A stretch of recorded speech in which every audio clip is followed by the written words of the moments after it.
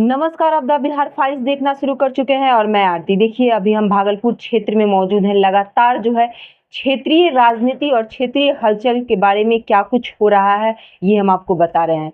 हम आपको बता दें कि बिहार में चुनावी सरगर्मियां जो है वो लगातार अब तेज हो चुकी है। लगातार प्रत्याशी अपनी अपनी क्षेत्र में भ्रमण भी कर रहे हैं और जो कार्य इन्हें पार्टियों के द्वारा सौंपे गए हैं वो कार्य भी कर रहे हैं। इस बीच अभी हमारे फ्रेम में जो दिख रहे हैं ज्योति जी, इनसे बात करेंगे सीधी डॉक्टर ज्योति से कि क्या कुछ जनसुराज से संभावित प्रत्याशी हैं, लगातार तैयारियां कर रहे हैं, क्या कुछ कर रहे हैं और प्रशांत किशोर पे इन्हें कितना भरोसा है और आगे की जो नई पार्टी जनसुराज आई है वो बिहार बदलाव की लगातार बात कर रही है। तो ये धरातल पे जो कार्य है ये कितना सफल होगा। तो चलते हैं ज्योति जी के पास। बहुत बहुत स्वागत है हमारे चैनल में सर आपका। बहुत बहुत धन्यवाद आरती जी, आपको भी और ख्वाहिश चैनल को भी कि भाई आपने मुझे उस लायक समझा और उतना दूर से आके भागलपुर में आप इंटरव्यू ले रहे हैं। बहुत बहुत धन्यवाद। क्या कुछ लग रहा है, बड़ी बड़ी बातें कर रहे हैं प्रशांत किशोर लगातार बिहार बदलाव करने के लिए, पलायन रोकने के लिए, कितना सफल होंगे?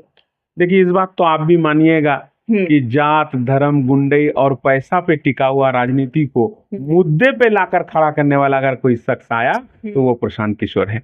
5 बात लेके हम लोग आए। पहला बात की पलायन रोको, घर पे रोजगार सृजन करो।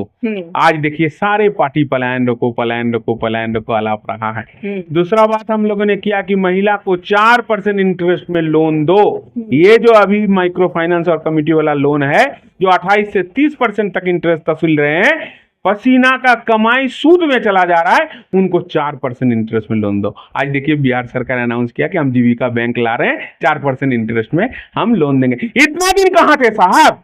इतना दिन आपकी होश कहाँ थी 19 साल राज करने के बाद? हमने कहा कि 400 रुपया वृद्धा पेंशन देते हो, भीख देते हो, 2000 रुपया पेंशन दो, आप 1100 कर दिए। इतना दिन काहे नहीं किए? कहाँ चली गई थी मुद्दा? केवल जात धर्म और पैसा और गुंडई नहीं चलेगी। शराब माफिया, दारू माफिया और आपका बालू माफियागिरी से आप जो धंधा कर रहे हैं वो नहीं चलेगा। मुद्दा पे आके खड़ा हो गया। हमने बात किया कि भाई किसान का अगर बदहाली है, क्यों? क्योंकि वो खेती परंपरागत कर रहा है, वो कैश क्रॉप का खेती कर ही नहीं पा रहा है, मसाला का खेती नहीं कर पा रहा है। क्यों? क्योंकि उसमें मजदूर चाहिए, वो मजदूरी वो नहीं ले पा रहा है। 400 रुपया 500 रुपया पर डे का मजदूरी है। मनरेगा को जोड़ो किसानी के साथ, 100 दिन का रोजगार दे रहे हो। गरीब सीमांत किसान जो कि 79% किसान गरीब है, जिसको 1 बीघा भी खेत नहीं है, 18 कट्ठा 19 कट्ठा 15 कट्ठा खेत है, उसको जोड़ो और मुफ्त में आप मजदूर प्रोवाइड करो। किसान की हाल, अन्नदाता का हालत वहां तक चला जाएगा। और 5वां बात हम लोगों ने किया कि भाई बच्चे जो 16 साल तक उम्र है उसको गुणवत्तापूर्ण पढ़ाई, मिड डे भोजन मिल रहा है, पोशाक राशि मिल रहा है, प्रोत्साहन राशि मिल रही है, पढ़ाई नहीं हो रहे हैं। नेतारहाट जैसा आवासीय विद्यालय हर एक प्रखंड में 1 नहीं 5 खोलो, ये हम लोगों ने आवाज उठाया। 542 प्रखंड के लिए अभी सरकार क्या कह रहा है कि हर जिला में सिमुलतला आवासीय विद्यालय जैसा। इतना दिन क्यों नहीं किए थे तुम? कहीं चले गई थी तुम्हारी मर्दानगी? आज प्रशांत ने जगा दिया तो बात करते हैं। तो प्रशांत ने बड़ बोला जो बात अपने कहा कि बड़ी बड़ी बात नहीं करते, वो मुद्दे की बात करते। और केवल अपने ही नहीं, हम इलेक्शन लड़ने के पहले ही बिहार को जिताए हैं, क्योंकि वो 5 मुद्दा को हम मनवा दिए ऑलरेडी। अब हम लेके आएंगे 695 और मुद्दे, जिससे अब तो हम पास किया है बिहार, अब फर्स्ट क्लास से पास करेगा। जी, आपने शराब का जिक्र किया। प्रशांत किशोर लगातार बोल रहे हैं जिस दिन हमारी सरकार आई उस दिन ही हम लोग शराब को फिर से रीस्टार्ट कर देंगे, रीओपन कर देंगे। लेकिन इससे जो नुकसान है वो ज्यादा है, दुर्घटनाएं होंगी, महिलाओं के साथ अपराध बढ़ेगा। इस पे क्या कुछ कहना चाह रहे हैं? बहुत सुंदर सवाल, बहुत सुंदर सवाल। प्रशांत कह रहे हैं कि शराबबंदी कानून को खत्म कर देंगे। और क्यों कानून को खत्म कर देंगे? क्योंकि 1 लाख से ज्यादा लोग अभी बंद है केवल इस कानून के चलते। 3 लाख से ज्यादा केस है इस कानून पे। इस कानून को हम खत्म करेंगे। क्यों? क्योंकि दारू के दुकान जरूर बंद हुए हैं लेकिन होम डिलीवरी चालू है, पैरेलल अर्थव्यवस्था चालू हो गया है। हम इस काले कानून को खत्म करेंगे और हम जन जागरूकता के माध्यम से हम भी शराबबंदी करेंगे, लेकिन वो जन जागरूकता के माध्यम से होगा। आप दूसरा पहलू को एक बार समझिए। आपने शराबबंदी कर दिया, जबरदस्ती बंद कर दिया, और जो आफ्टर इफेक्ट जिसको विथड्रॉल इफेक्ट बोलते हैं, आपने कोई नशा मुक्ति केंद्र नहीं खोला, सब आपका जो है मानसिक रोगी बन गया। उसके साथ साथ सूखा नशा आज सर चढ़कर बोल रहा है। पति तो गया ही था हाथ से दारू पी के, और उनको अभी भी डिलीवरी मिल रहा है, और बच्चे जो 15 साल 16 साल नीमूछिए लड़के लोग, वो सब सूखा नशा। समाज, हम इस काले कानून को खत्म करेंगे। आज अगर किसी को फंसाना है, पहले हम लोग किसी को फंसाते थे तो एक मुंगेर का बना हुआ बंदूक रख देते थे और आर्म्स एक्ट में फंसाते थे। आज जरूरत नहीं है, एक बोतल खाली दारू रख दीजिए, वो बुक हो जाएगा। ये जो है कानून का दुरुपयोग हुआ है, इस कानून को 1 घंटे के अंदर खत्म करेंगे जी।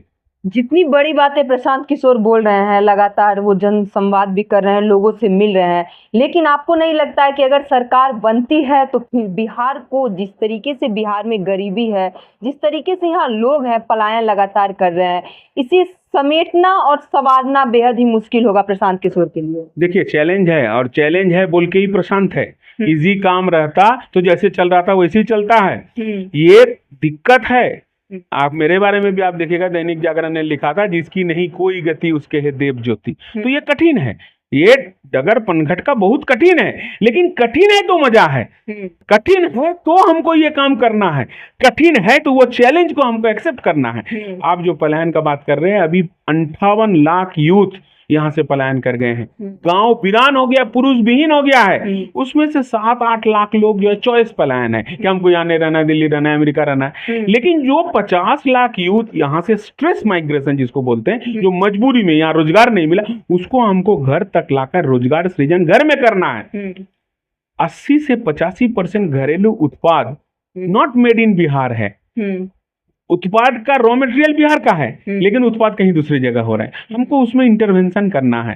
अगर बिहार में ही जो यूज हो रहा है, बिहार के आदमी जो उत्पाद को यूज कर रहे हैं जो एक कस्टमर के रूप में, उसका अगर 50% भी हम अपना बिहार का मैन्युफैक्चरिंग कर दें तो हमारी ये 50 लाख आदमी को रोजगार मिले। ये विजन है प्रशांत के पास। प्रशांत इस काम को कर रहे हैं। एजुकेशन पे भी काम करना है। हम लोग सुनते हैं बिहार से इतना IAS IPS बनते हैं, कोठो लड़का बिहार में तैयारी करके बढ़ रहा है भाई। दिल्ली चले जाते हैं, वहां तैयारी करते हैं और फलना जगह तैयारी कर रहे हैं। बिहार में वो चीज तैयार हो। कोटा में छात्र बिहारी, पढ़ाने वाला बिहारी, वहां जो लॉज चलाने वाले बिहारी, लेकिन बिहार में वो नहीं हो पा रहे। क्यों नहीं? 10 कोटा बिहार में तैयार हो जाए।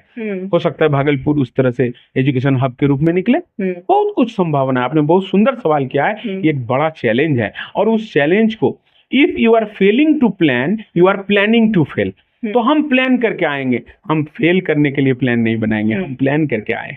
विपक्ष इतनी निशाना क्यों साध रही है? लगातार विपक्ष बोल रही है कि प्रशांत किशोर तो नए आए हैं, लेकिन पार्टी से जो लोग जुड़ रहे हैं वो JDU से आए हुए नेता हैं, RJD से आए हुए नेता हैं, BJP से आए हुए नेता हैं। तो फिर बात तो वही हो जाएगी, नई सरकार आएगी, नेता वही पुराने रहेंगे, तो बदलाव कैसे होगा? विपक्ष का बात है, शुरू में जब प्रशांत आए तो ये BJP का B टीम है, ये शुरू हुआ। ठीक है, बीजेपी उसमें मुस्कुरा रहा था, चलो भाई बोल जाए। लेकिन जैसे बफ बिल आया और हमने बफ बिल का विरोध किया, तो अब बीजेपी वाला बोलने लगे तो तुष्टिकरण वाला, टोपी पहनने वाला पार्टी है। सबको दिखाई दे रहा है कि मेरा जमीन खिसक रहा है। एक साथ दोनों गठबंधन से हम लड़ रहे हैं, हम इंडिया से भी लड़ रहे हैं और हम NDA से भी लड़ रहे हैं, दोनों से।